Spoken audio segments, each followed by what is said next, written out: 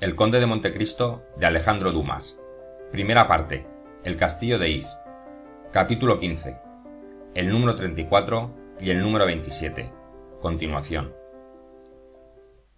Habían pasado 8 días desde que decidió morir, y 4 desde que empezó a poner en práctica su proyecto, y en todo este tiempo no había Edmundo dirigido la palabra a aquel hombre, ni respondido a las que él le dirigía preguntándole por su enfermedad, sino que por el contrario, siempre se volvía del otro lado cuando el carcelero le contemplaba atentamente. Mas hoy podía el carcelero oír aquel sordo ruido y alarmarse, y destruir acaso aquel yo no sé qué de esperanza, cuya idea deleitaba los últimos momentos de Dantes. El carcelero le traía el almuerzo y Edmundo se incorporó en su cama, y ahuecando la voz se puso a hablar de todas las cosas posibles, de la mala calidad de su alimento, del frío que reinaba en el calabozo, maldiciendo y gruñendo, para tener el derecho de gritar más fuertemente, y agotando la paciencia del carcelero, que precisamente aquel día había pedido para el preso enfermo caldo y pan tierno y le llevaba ambas cosas. Por fortuna creyó que Dantes deliraba, y salió del calabozo, poniendo el almuerzo en la mesilla coja donde lo solía dejar. Libre entonces Edmundo, volvió a escuchar con deleite. El ruido era ya tan claro que el joven lo escuchaba sin trabajo alguno.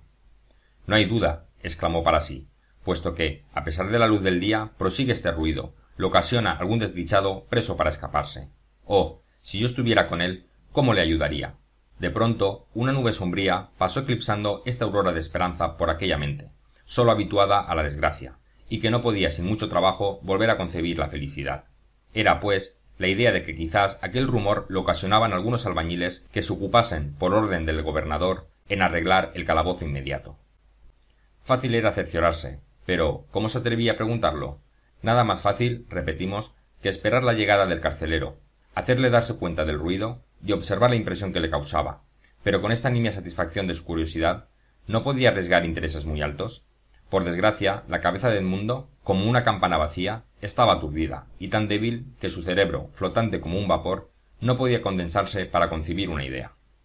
No vio más que un medio para dar fuerza a su reflexión y lucidez a su juicio. Volvió los ojos hacia el caldo, humeante aún, que el carcelero acababa de poner sobre la mesa, y levantándose como pudo, tomó la taza y bebió de un sorbo, sintiendo al punto un indecible bienestar. Y tuvo fuerzas para contenerse, aunque había ya cogido el pan para comerlo, pero el recuerdo de que muchos náufragos, extenuados de hambre, habían muerto por comer mucho de repente, hízole dejar el pan sobre la mesa y volver a acostarse. Edmundo ya no quería morir. Pronto sintió penetrar la luz en su cerebro. Sus ideas vagas e incomprensibles empezaban a reflejarse en ese espejo maravilloso cuya lucidez distingue al hombre del animal. Pudo, pues, pensar, fortificando su pensamiento con el raciocinio. «Puedo hacer una prueba», dijo entonces para sí, «pero sin comprometer a nadie. Si el ruido procede de un albañil, en cuanto yo golpee la pared, cesará, porque él intentará saber quién llama y por qué llama, pero como será su trabajo no solamente lícito, sino obligatorio, al punto lo proseguirá. Si por lo contrario es un preso, el ruido que yo haga debe sobresaltarle, y temiendo ser descubierto, abandonará su trabajo hasta la noche cuando todos duerman en el castillo». Acto seguido volvió a levantarse Edmundo, y esta vez ni sus piernas vacilaban ni sus ojos se desvanecían. Dirigióse a un rincón del calabozo, arrancó una piedra que con la humedad iba ya desprendiéndose, y con ella dio 3 golpes en la pared, donde parecía sentirse más cercano el ruido. Al primer golpe, el ruido cesó como por ensalmo. Púsose a escuchar Edmundo con toda su alma, y pasó 1 hora, y pasaron 2, sin que el ruido prosiguiese. Del otro lado de la pared respondían a sus golpes un silencio absoluto. Lleno de esperanza, comió algunos bocados de pan, bebió unos sorbos de agua, y gracias a la poderosa constitución que le dotara la naturaleza, hallóse poco más o menos como antes. Llegó la noche y no se oyó el ruido. «Es un preso», exclamó Dantes con indecible júbilo. Desde entonces su cabeza fue un volcán, y se hizo su vida violenta a fuerza de ser activa. Pasó la noche sin que él cerrara los ojos ni se oyera el más leve ruido. Con el alba llegó el carcelero a traer las provisiones. Edmundo había agotado las del día anterior, y agotó también las nuevas, escuchando incesantemente aquel ruido que no continuaba, temiendo que no volviese a repetirse, andando al día 10 o 12 leguas en su calabozo, asiéndose a la reja de hierro de la ventanilla para recobrar la elasticidad de sus miembros, y disponiéndose, en fin, a luchar cuerpo a cuerpo con el porvenir, al igual que los gladiadores, que ejercitaban su cuerpo y lo frotaban con aceite antes de bajar a la arena. En los intervalos de esta febril actividad, escuchaba por si volvía el ruido, impacientándose con la prudencia de aquel preso, que no adivinaba que quién le había interrumpido en sus tareas de libertad era otro preso que deseaba recobrarla tanto como él. Transcurrieron 3 días, 72 horas mortales, contadas minuto por minuto. Al fin una noche, cuando el carcelero acababa de hacerle su última visita, tenía Edmundo por 100ª vez pegado el oído a la pared, y le pareció que un rumor imperceptible vibraba sordamente en su cabeza, puesta en contacto con la pared. Apartóse un poco para refrescar su cerebro exaltado, dio algunas vueltas por la habitación y volvió a colocarse en el mismo sitio. No había duda, algo pasaba en el otro lado. El preso había reconocido lo arriesgado de su empresa y la proseguía de otro modo. Sin duda había sustituido el cincel por la palanca. Animado por este descubrimiento, Edmundo decidió ayudar a aquel obrero infatigable, empezando por apartar su cama, pues detrás de ella creía que sonaba el rumor. Buscó con los ojos un objeto que le sirviese para rascar la pared y arrancar una piedra de sus húmedos cimientos. No tenía cuchillo ni instrumento cortante alguno, sino solo los barrotes de la reja, y como más de una vez se había convencido de que era imposible arrancarlos, ni siquiera lo intentó. Todos sus muebles reducíanse a la cama, una silla, una mesa, un jarro y un cántaro. La cama tenía los pies de hierro, pero los tenía unidos a las tablas con tornillos. Para poder arrancarlos necesitaba de un destornillador. Solo le quedaba un recurso, romper el cántaro, y emprender su tarea con uno de los pedazos que tuviesen forma puntiaguda. Dicho y hecho, dejó caer el cántaro al suelo, con lo que se hizo 1000 pedazos. Eligió 2 o 3 de los más agudos y los ocultó en su jergón, dejando los otros en el suelo. El romperse el cántaro era una cosa tan natural que no le daba cuidado alguno. Edmundo tenía toda la noche para trabajar, pero con la oscuridad no se daba mucha maña, pues tenía que trabajar a tientas, y conoció bien pronto que su primitiva herramienta se embotaba contra un cuerpo más duro. Volvió, pues, a acostarse y esperó que amaneciera. Con la esperanza había recobrado la paciencia, y durante la noche no dejó de oír al zapador anónimo que continuaba su trabajo subterráneo. Al amanecer entró el carcelero. Díjole el joven que bebiendo la víspera con el cántaro se le había caído de las manos rompiéndose. El carcelero, refunfuñando, fue a traer otra vasija nueva, sin tomarse el trabajo de llevarse los restos de la rota. Volvió con ella un instante después, encargando al preso que tuviese más cuidado, y se marchó.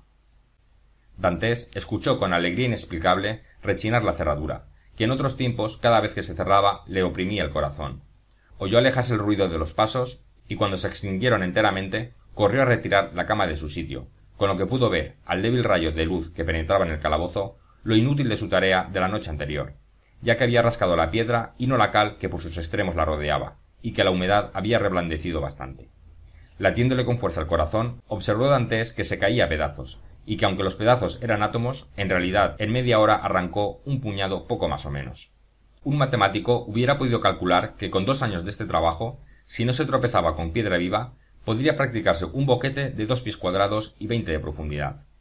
Entonces el preso se reprendió a sí mismo por no haber ocupado de aquella manera las largas horas que había perdido esperando, rezando y desesperándose. Eran cerca de 6 años que llevaba en el calabozo. ¿Qué trabajo no hubiera podido acabar por lento que fuese? Esta idea le infundió alientos. A los 3 días logró, con infinitas precauciones, arrancar todo el cimiento, dejando la piedra al aire.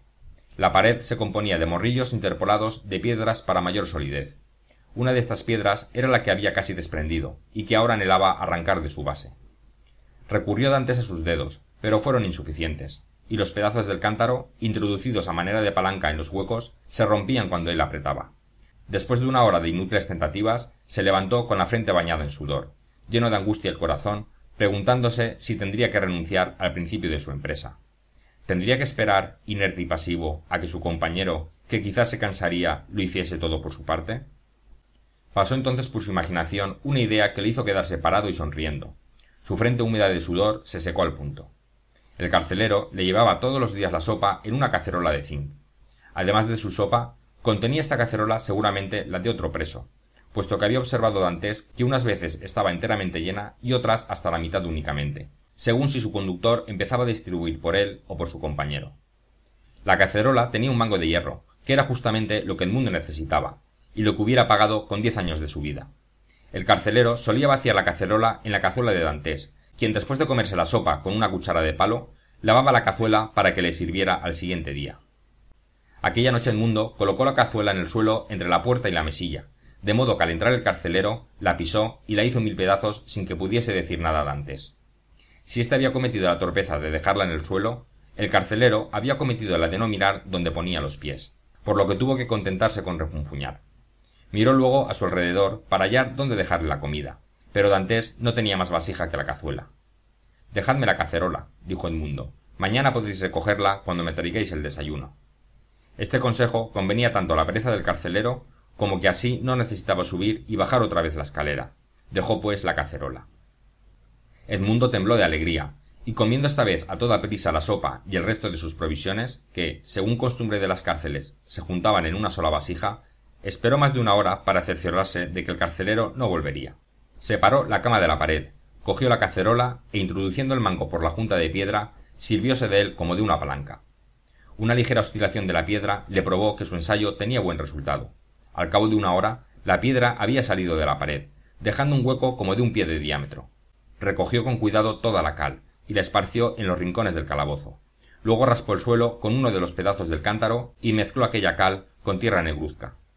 Queriendo después aprovechar aquella noche en que la casualidad, o mejor dicho, su sabia combinación le proveyera de tan precioso instrumento, siguió cavando con mucho afán.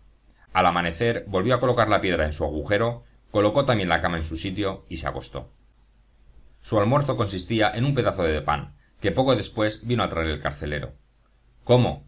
¿No me bajáis otra cazuela?», le preguntó Edmundo.